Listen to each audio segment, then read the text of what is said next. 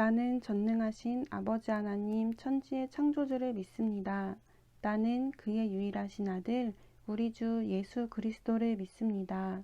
그는 성령으로 잉태되어 동정녀 마리아에게서 나시고 본디오 빌라도에게 고난을 받아 십자가에 못 박혀 죽으시고 장사된 지 사흘 만에 죽은 자 가운데서 다시 살아나셨으며 하늘에 오르시어 전능하신 아버지 하나님 우편에 앉아 계시다가 거기로부터 살아있는 자와 죽은 자를 심판하러 오십니다.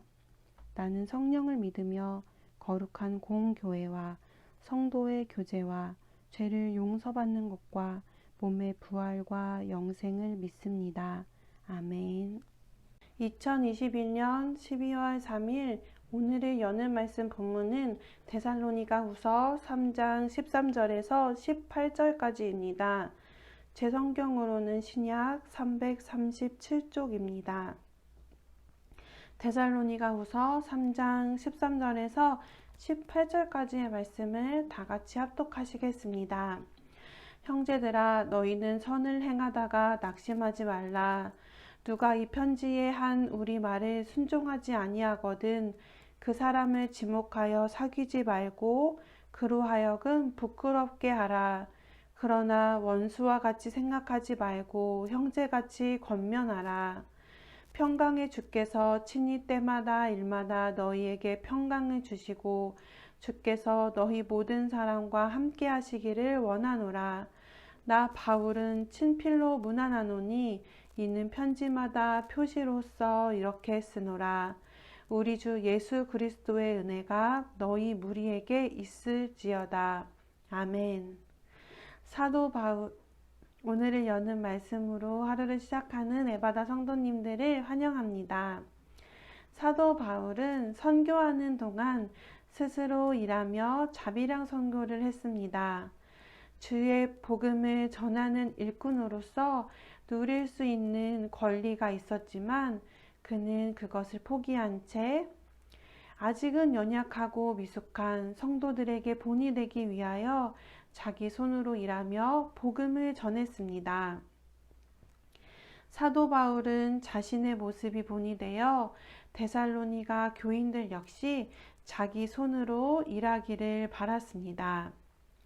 하지만 사도 바울의 권면에도 불구하고 몇몇 성도는 일하지 않고 쓸데없이 이쪽 저쪽을 참견하며 일만 키우는 사람들이었습니다. 그런 사람이 공동체 내에 있다면 어떻게 해야 할까요? 사도 바울은 데살로니가 교회 안에 게으른 자들로 힘들어하는 또 다른 데살로니가 성도들을 향해 이렇게 말합니다. 13절입니다. 형제들아, 너희는 선을 행하다가 낙심하지 말라. 사도 바울은 그들에게 영향을 받지 말고 지금까지 해오던 성실한 하나님의 자녀로서의 삶을 계속 살아가라고 권면합니다.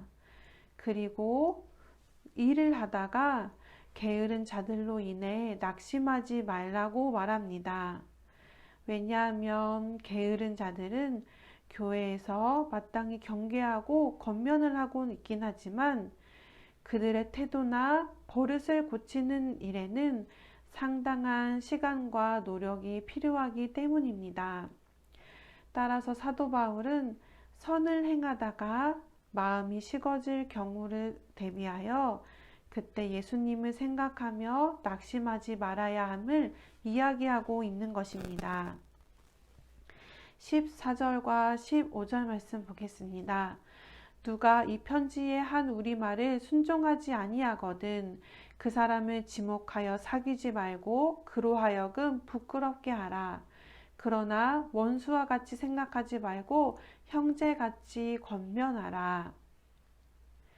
바울의 편지를 받은 데살로니가 교회 내에서 의도적으로 지속적으로 불순종을 하는 사람들이 있었습니다. 바울은 그들이 공동체 내에 영향을 미친다는 것을 알고 그들을 어떻게 대처해야 하는지 알려줍니다.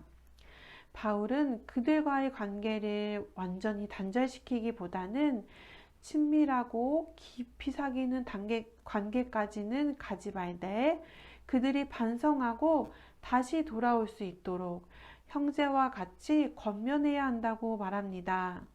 사도 바울은 그들을 공동체 내에서 소외시키기보다 온유한 방법으로 대하며 그들이 회개하도록 도와주어야 함을 이야기합니다. 왜냐하면 징계가 목적이 아니라 징계를 받고 그들이 잘못을 깨달아 돌아오는 것이 목적이기 때문입니다. 강하게 대응하는 듯 하지만 유연하게 하며 유연함을 끝까지 잃지 말아야 함을 권면하고 있습니다. 이렇듯 한 공동체가 유지되기 위해서는 교회 내에 분위기를 흐트러뜨리는 사람을 마주하고 대해야 할 때가 있습니다. 사도 바울은 그들을 대하는 자세와 공동체를 유지하기 위한 규칙 모두가 사도의 명령을 따르는 것을 중심으로 사도의 명령을 따라서 행해야 함을 일깨워 줍니다. 마지막으로 데살로니가 후서를 마무리하며 사도 바울의 축도와 인사말이 나옵니다. 16절에서 18절까지입니다. 평강의 주께서 친히 때마다 일마다 너희에게 평강을 주시고 주께서 너희 모든 사람과 함께 하시기를 원하노라. 나 바울은 친필로 문안하노니 이는 편지마다 표시로서 이렇게 쓰노라. 우리 주 예수 그리스도의 은혜가 너희 무리에게 있을지어다. 바울은 때마다, 즉 항상 언제나, 그리고 일마다, 어느 경우에나 모든 일에 어느 모양이든지 주님께서 너희와 함께 하시기를 원한다고 기도합니다.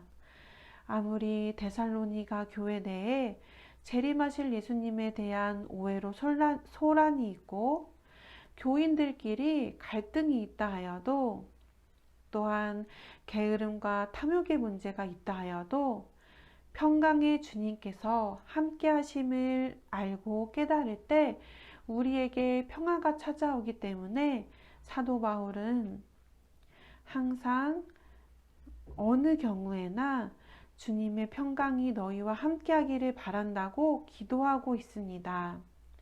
그리고 바울은 지금 쓰고 있는 이 편지가 자신이 쓰고 있는 것임을 알게 하기 위하여 또 진정성의 문제가 생기지 않도록 하기 위하여 서명과 같은 것으로 편지를 쓴다고 합니다. 이어서 바울의 축도로 마무리를 합니다. 너희 무리는 모든 교인을 말합니다. 즉 책망받는 사람들 뿐만 아니라 교회 안에 충성스러운 하나님의 자녀들까지도 포함한다고 볼 수 있습니다. 바울은 모든 이들에게 흐르는 주님의 은혜가 그들을 온전케 할 것이라고 믿음으로써 그들 모두를 축복하며 편지를 마무리하고 있는 것입니다. 바울은 데살로니가 교회의 게으른 자들에 대한 징계를 말하면서도 그들을 온유하게 대할 것을 함께 이야기합니다. 그리하여 끝으로 모든 교인을 함께 축복했습니다. 책망받는 자나 칭찬받는 모든 자를 주님의 은혜와 평강으로 축복했습니다.